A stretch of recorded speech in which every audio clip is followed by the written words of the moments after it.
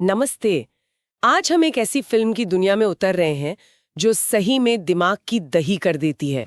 Christopher Nolan की 2000 वाली film memento. हमारे पास कुछ नोट्स हैं, कुछ एनालिसिस हैं इस फिल्म पर। हम इसके प्लॉट की परतें खोलेंगे, किरदारों को समझेंगे, वो अनोखा स्ट्रक्चर और हाँ, जो गहरे सवाल ये उठाती हैं, उन पर भी बात करेंगे। बिल्कुल। मेमेंटो सिर्फ एक साइकोलॉजिकल थ्रिलर तो है ही नहीं, ये उससे कहीं ज्यादा गहरी है। ये याददाश्त, सच, पहचान, बदला, इन सब की कहानी है।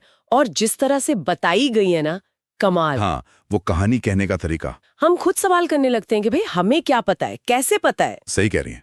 ये हमारी अपनी याददाश्त पर ही एक तरह की टिप्पणी बन जाती है। और वो शुरुआत एकदम उल्टा पुल्टा है ना। एक पोलरॉइड फोटो जो डेवलप होने के बजाय फेड हो रही है, एक गोली जो बंदूक में वापस जा रही है। हाँ, क्योंकि फिल्म आगे नहीं, पीछे जा रही है। तो चलिए इस टाइम वॉर्प में घुसते हैं, देखते हैं क्या है इसके अंदर। तो फिल्म का हीरो है लेनर्ड शेल्बी। एक हादसा होता है और उसके बाद उसे हो जाती है एंटीरोग्रेड एमनीशिया। मतलब कि वो नई यादें नहीं बना सकता, बस कुछ मिनटों की मेमोरी, फिर सब साफ। सोचिए जरा, हर 15 मिनट में दुनिया रीसेट। कितना मुश्किल होगा जीना। ये उस इंसिडेंट के बाद हुआ। लेनर्ड के हिसाब से जब उसकी पत्नी पर हमला हुआ था, वो मारी गई थी। और वो उस हादसे से पहले का सब कुछ याद रखता है, अपनी पत्नी, अपना काम, सब। लेकिन उसके बाद कुछ नहीं, बिल्कुल ब्लैंक। हाँ, इसीलिए उसने वो सिस्टम बनाया है। पोलराइड फोटोज हैं जिन पर नोट्स लिखे हैं, जिसम पर टैटूज हैं, क्लूज की तरह। और वो लिखे हुए कागज के टुकड़े, जैसे उसके लिए एक एक्सटर्नल हार्ड ड्राइव हो। है ना। बिल्कुल। और इन्हीं फैक्ट्स, जैसा वो उन्हें कहता है, इनके सहारे वो एक मिशन पर है। अपनी पत्नी के कातिल जॉन जी को ढूंढना और उसे मारना। और ये मिशन ही उसकी पहचान बन गया है। वो छाती पे टैटू है ना, John G raped and murdered my wife. वो सिर्फ एक क्लू नहीं है, वो उसकी पूरी जिंदगी का मकसद बन गया है। सही कहा। शायद इस मिशन के बिना लेनार्ड का कोई वजूद ही नहीं है। उसकी पूरी पहचान इसी बदले की तलाश पर टिकी है। वो कहता भी है, मेमोरी धोखा दे सकती है, रिकॉर्ड्स नहीं। इसीलिए वो हर चीज रिकॉर्ड करता है। लेकिन सवाल यही है, क्या ये रिकॉर्ड्स भी मैनिपुलेट नहीं हो सकते, या खुद से मैनिपुलेट नहीं किए जा सकते? और इसी सवाल को नोलन ने फिल्म के स्ट्रक्चर से ही बुन दिया है। ये स्ट्रक्चर ही तो मेमेंटो को इतना खास बनाता है। हाँ, वो 2 टाइमलाइंस एक साथ चलती हैं, पर अलग-अलग दिशाओं में। पहली वो रंगीन वाले सीन्स जो कहानी के आखिर से शुरू होते हैं और पीछे की तरफ जाते हैं, रिवर्स क्रोनोलॉजिकल ऑर्डर में। मतलब हम पहले देखते हैं कि क्या हुआ, फिर देखते हैं कि उससे ठीक पहले क्या हुआ था। हाँ, और दूसरी टाइमलाइन है वो ब्लैक एंड व्हाइट सीन्स की, जो शुरू से आगे की तरफ जाती है, सीधी क्रोनोलॉजी में। ये फिल्म के शुरू में आते हैं, बीच बीच में। और ये सिर्फ स्टाइल के लिए नहीं है ना, ये तो जानबूझकर किया गया है। बिल्कुल। ये हमें देखने वालों को लेनर्ड की जगह पे रख देता है। हमें भी जानकारी टुकड़ों में मिलती है। हम भी कंफ्यूज होते हैं, हमें भी जोड़ना पड़ता है कि अच्छा इसके पहले क्या हुआ होगा। एग्जैक्टली। नोलन ने ये जानबूझकर डिजाइन किया है। ये सिर्फ एक पजल नहीं है, ये एक तरह से हमें लेनर्ड की हालत महसूस कराने की कोशिश है। सही। हम भी वो डिसओरिएंटेशन फील करते हैं। हमें नहीं पता कि जो अभी देखा उसका पिछला कॉन्टेक्स्ट क्या था। और जब फिल्म के आखिर में, मतलब कहानी के क्लाइमैक्स पर, ये दोनों टाइमलाइन मिलती हैं, तब जाकर पूरी तस्वीर सामने आती है। या कहिए कि वो तस्वीर जो लेनर्ड ने अपने लिए बनाई है। हाँ, ये स्ट्रक्चर ही थीम को मजबूत करता है कि सच वो तोड़ने मरोड़ने वाली चीज हो सकती है, सब्जेक्टिव हो सकती है। बिल्कुल। चलिए पहले उन ब्लैक एंड वाइट सीन्स की बात करते हैं।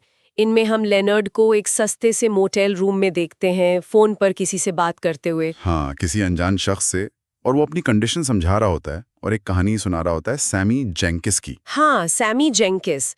ये कहानी इन ब्लैक एंड वाइट सीन्स का जैसे सेंटर पॉइंट है। लेनॉर्ड बताता है कि वो पहले इंश्योरेंस इन्वेस्टिगेटर था। उसने सैमी जेंकिस का केस देखा था, जिसे उसके जैसी ही शॉर्ट टर्म मेमोरी लॉस की दिक्कत थी। और लेनर्ड ने उसका क्लेम रिजेक्ट कर दिया था, ये मानकर कि सैमी की प्रॉब्लम साइकोलॉजिकल है, फिजिकल नहीं।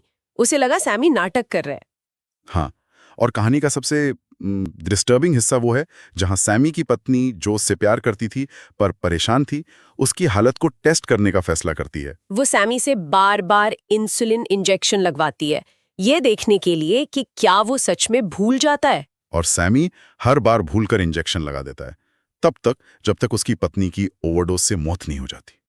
उफ, एक ट्रेजेडी जिसे लेनर्ड एक सबक की तरह सुनाता है। वो कहता है, मैं ये कहानी कभी नहीं भूलता। हाँ, जैसे ये उसके लिए एक मॉरल लेसन हो। लेकिन क्या ये सिर्फ एक लेसन है या कुछ और? यही शक गहराने लगता है। बिल्कुल, जिस तरह वो ये कहानी सुनाता है बार बार, कहीं ये उसकी अपनी ही कहानी तो नहीं। यही तो फिल्म की सबसे बड़ी आयरनी है। लेनर्ड इसे ऐसे पेश करता है जैसे वो किसी और की कहानी है, एक ऑब्जेक्टिव केस स्टडी। लेकिन जैसे जैसे फिल्म आगे बढ़ती है, इशारे मिलते हैं कि ये कहानी शायद उसके अपने गिल्ट, अपनी ट्रोमा को बाहर निकालने का तरीका है। हाँ, याददाश्त बनाम सच्चाई वाला थीम यहाँ बहुत मजबूती से उभरता है। वो सामी की कहानी याद रखने का दावा करता है, शायद इसलिए ताकि वो अपने सच को भुला सके। कमाल है। अब आते हैं उन रंगीन सीन्स पर जो फिल्म के शुरू में दिखते हैं पर कहानी में बाद में होते हैं। यहाँ लेनर्ड एक्शन में है, अपने क्लूज फॉलो कर रहा है। हाँ, और यहीं उसकी मुलाकात कुछ अजीब किरदारों से होती है, जैसे टेडी, जिसका असली नाम है जॉन एडवर्ड गैमल। लेनर्ड के पास उसकी फोटो है जिस पर उसने खुद लिखा है, डोंट बिलीव हिज लाइज। सही। फिर भी लेनर्ड को बार बार टेडी पर निर्भर रहना पड़ता है, क्योंकि वो भूल जाता है कि टेडी भरोसे लायक है या नहीं। टेडी कहता है वो पुलिस वाला है, लेनर्ड की मदद कर रहा है, पर उसकी बातों में झोल तो साफ दिखता है। हाँ, उनका रिश्ता बहुत ही अनस्टेबल है। फिर है नेटली, एक बारटेंडर, जो शुरू में तो लेनर्ड से हमदर्दी दिखाती है, पर बहुत जल्दी समझ जाती है कि इसकी हालत का फायदा उठाया जा सकता है। वो सीन याद है आपको जब वो लेनर्ड को उकसाती है? हाँ, वो तो फिल्म के सबसे रोंगटे खड़े कर देने वाले सीन्स में से एक है। नेटली जानबूझकर लेनर्ड को उसकी पत्नी के बारे में भद्दी बातें कहती है, उसे गुस्सा दिलाती है। और जब लेनर्ड उसे मारता है तो वो फौरन कमरे के सारे पेन छुपा देती है। हाँ, ताकि वो लिख ना पाए। और कुछ मिनट बाद जब लेनर्ड सब भूल चुका होता है, वो वापस आती है एकदम मासूम बनकर और लेनर्ड से मदद मांगती है। वो सीन दिखाता है कि लेनर्ड कितना वल्नरेबल है और लोग कैसे उसकी इस कमजोरी का फायदा उठा सकते हैं। बिल्कुल। नेटली उसे मैनिपुलेट करती है, उसे डॉड नाम के एक आदमी के पीछे लगा देती है। हाँ, वो डॉड वाला सीक्वेंस। लेनर्ड नोट लिखता है, get rid of him Dodd. वो डॉड को ढूंढता है, पीटता है, बांध देता है। और फिर मेमोरी रीसेट। हाँ, वो खुद डर जाता है कि ये आदमी कौन है और मेरे बाथरूम में बंदा क्यों है। फिर वो अपने नोट्स देखता है और वापस मिशन पर लग जाता है। ये दिखाता है कि उसका सिस्टम उसे कैसे एक तरह से अंधा बना देता है। और सिर्फ नेटली या टेडी ही नहीं, वो मोटेल का क्लर्क बर्ट, वो भी लेनर्ड की हालत का फायदा उठाता है, उसे 2 कमरे चार्ज करके। हाँ, लेनर्ड को पता भी चल जाता है, पर वो कुछ कर नहीं पाता। उसके चेहरे पर एक अजीब सी स्वीकृति आ जाती है, जैसे वो जानता है कि दुनिया उसे इस्तेमाल करेगी ही। बहुत दर्दनाक है वो। इसी दौरान नैटली लेनर्ड को अपने बॉयफ्रेंड जिमी ग्रांट्स के बारे में बताती है और उसे एक जगह भेजती है, इशारा करती है कि शायद जिमी ही जॉन जी है। लेनर्ड वहां जाता है, जिमी से मिलता है और उसे जॉन जी समझकर मार देता है। लेकिन मरने से ठीक पहले हाँ, जिमी के मुंह से एक नाम निकलता है, सैमी। और ये एक शब्द लेनर्ड की पूरी दुनिया हिला देता है। बिल्कुल, क्योंकि जिमी को सैमी के बारे में कैसे पता? ये उसके बनाए फैक्ट्स के सिस्टम पर पहला बड़ा जोरदार हमला है। उसका भरोसा डगमगा जाता है। और ठीक इसी पल टेडी वहां पहुंच जाता है।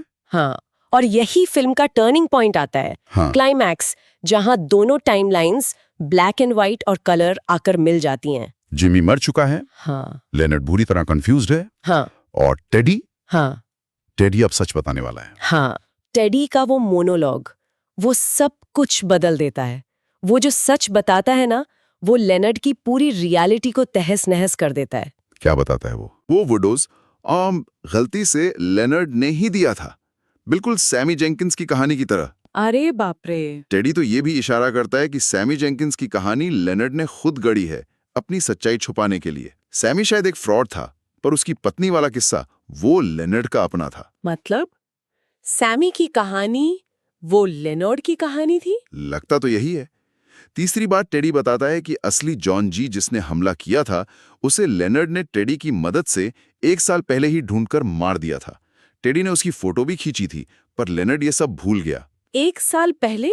और वो भूल गया? हाँ, और चौथी बात सबसे चौंकाने वाली, कि क्योंकि लेनर्ड को जीने के लिए एक पजल चाहिए था, एक मकसद चाहिए था, तो टेडी उसे नए नए जॉन जी के झूठे क्लूज देता रहा। ताकि लेनर्ड उन्हें मारता रहे। ये कौन लोग थे? अक्सर ड्रग डीलर्स या टेडी के दुश्मन। और टेडी इस सब से फायदा उठाता रहा। जिमी गान्स भी एक ऐसा ही टारगेट था। ओ माय गॉड, ये तो पूरा खेल ही पलट गया। मतलब जिस मिशन को वो अपनी जिंदगी मान रहा था, वो तो 1 साल पहले खत्म हो चुका था। हाँ, और उसकी पत्नी की मौत का जिम्मेदार वो खुद था, अनजाने में ही सही। ये तो किसी को भी तोड़ कर रखते। बिल्कुल। टेडी कहता भी है, so you lie to yourself to be happy, there is nothing wrong with that, we all do it. और वो लेनर्ड से कहता है, तुम सच जानना ही नहीं चाहते, तुम अपनी खुद की सच्चाई बनाते हो। ये लाइन, ये तो फिल्म के फिलोसॉफिकल कोर को पकड़ती है। बिल्कुल। लेकिन लेनर्ड इस सच का सामना नहीं कर पाता। वो इसे मानने के बजाय इसे भी भुला देना चाहता है। हाँ, और यहीं वो एक सचेत फैसला लेता है। ये फिल्म का सबसे अहम मोड़ है। क्या करता है वो? सच सुनने के बाद वो गुस्से और इनकार में टेडी की तरफ देखता है, उसकी कार की लाइसेंस प्लेट नोट करता है और टेडी की फोटो के पीछे लिखता है, he is John G, kill him. क्या मतलब वो जानबूझकर टेडी को अपना अगला शिकार बना लेता है? हाँ, और साथ में अपने लिए एक नोट भी, do not believe his lies. वो जानबूझ के खुद को धोखा देता है। वो खुद से कहता है, do I lie to myself to be happy? In your case Teddy, yes I will. इसका मतलब वो बदला लेना छोड़ना ही नहीं चाहता, भले ही उसे पता चल गया कि अब कोई असली जॉन जी नहीं बचा है। एग्जैक्टली।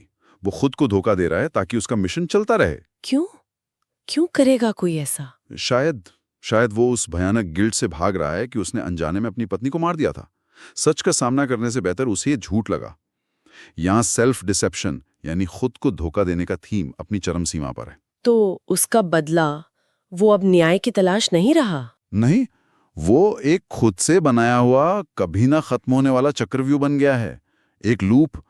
वो टेडी को मारेगा, फिर भूल जाएगा और फिर नए क्लूज ढूंढेगा। और फिर फिल्म हमें वहीं ले आती है जहां से शुरू हुई थी। हाँ, लेनॉर्ड जिमी की कार और कपड़े पहने हुए निकलता है अपने नए फैक्ट के साथ कि टेडी ही जॉन जी है। और बैकग्राउंड में उसकी आवाज आती है, हम सबको आईनों की जरूरत होती है, ये याद दिलाने के लिए कि हम कौन हैं।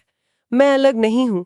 उसके लिए उसके नोट्स, उसके टैटूज ही उसके आईने हैं। और इसके ठीक बाद वाला सीन, जो असल में फिल्म का ओपनिंग सीन था, वो दिखाता है कि लेनर्ड टेडी को उसी जगह पर गोली मार देता है। साइकिल पूरा हो गया। हाँ, एक झूठ को फैक्ट बनाकर उसने उसे अंजाम तक पहुंचा दिया। लेकिन ये अंत नहीं है, ये फिर से एक शुरुआत है। अब वो फिर किसी नए जॉन जी की तलाश करेगा। फिल्म एक उरुबोरुस की तरह है, वो सांप जो अपनी पूंछ खा रहा है, एक अंतहीन लूप। तो अगर हम सब कुछ समेटें इस पूरी बातचीत को, तो मेमेंटो के कोर थीम्स क्या निकल कर आते हैं? मेरे ख्याल से 4 मुख्य बातें हैं। पहला, याददाश्त और सच्चाई का नाजुक रिश्ता। हमारी यादें कितनी अविश्वसनीय हो सकती हैं और कैसे वो हमारी सच्चाई को बनाती हैं या हम उन्हें बनाते हैं। दूसरा, पहचान, आइडेंटिटी। लेनर्ड की पहचान पूरी तरह उसके मिशन पर टिकी है। उसके बिना वो कौन है, ये सवाल उठता है। सही। तीसरा, खुद को धोखा देना, सेल्फ डिसेप्शन। हम मुश्किल सच्चाइयों से बचने के लिए कैसे अपनी कहानियां खुद गढ़ लेते हैं। और चौथा, बदले का वो अंतहीन चक्र, साइकिल ऑफ रिवेंज। कैसे बदला एक ऐसा लूप बन सकता है जो कभी न्याय नहीं देता, बस भस्म करता जाता है। और फिल्म ये सब एक नियो नोयर स्टाइल में दिखाती है। नियो नोयर मतलब मॉडर्न सेटिंग में नोयर फिल्मों वाले अंधेरे थीम्स, उलझे हुए किरदार, नैतिक रूप से धुंधली दुनिया, निराशा का माहौल, वो सब। तो ये सिर्फ एक चालाक प्लॉट वाली फिल्म नहीं है, ये तो इंसानी मनोविज्ञान और दर्शन पर एक टिप्पणी है। बिल्कुल। ये दिखाती है कि हम सब अपनी जिंदगी की कहानी के शायद अविश्वसनीय नैरेटर हो सकते हैं। हाँ, हम भी तो अपनी यादों को फिल्टर करते हैं, कुछ को चमकाते हैं, कुछ को दबा देते हैं, ताकि अपनी एक ठीक-ठाक पहचान बनी रहे। सही कहा।